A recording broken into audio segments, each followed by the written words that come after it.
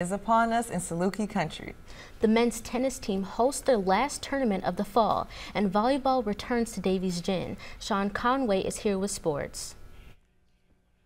Thanks, ladies. SIU football returns to Saluki Stadium. High school football closes out the regular season, and one half of the World Series is set. I'll tell you who advanced after the break.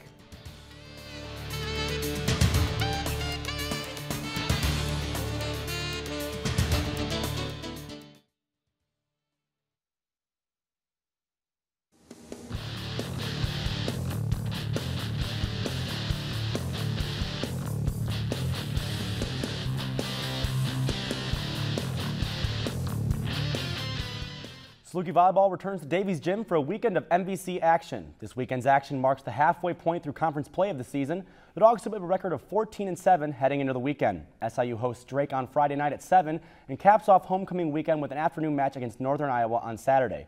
Both matches can be watched on ESPN3. Just as the volleyball team reaches halfway point of conference play, the men's tennis team closes out their fall season.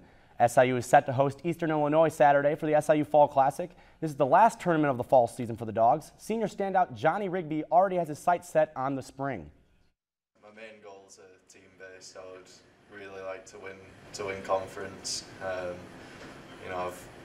My first 3 years have been good on an individual level, but I would like the whole team to get a bit more success this year. So conference is my main goal, I think. With conference championships just over 6 months away, the team will have plenty of time to prepare. The SIU Fall Classic begins early Saturday morning and will run all day. The SIU football squad returns to Saluki Stadium after a tough road loss last week to Indiana State. The Dogs host Youngstown State Penguins this homecoming weekend.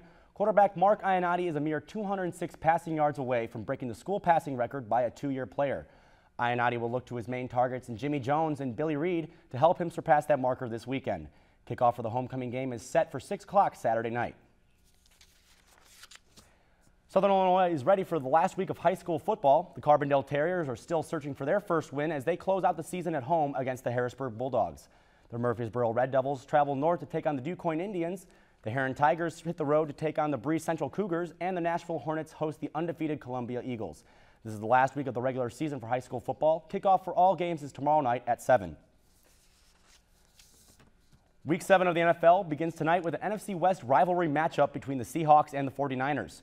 The Seahawks hope to end a 2-game skid after a tough loss to the Carolina Panthers last Sunday. Meanwhile, the 49ers are coming off a big win over the Baltimore Ravens.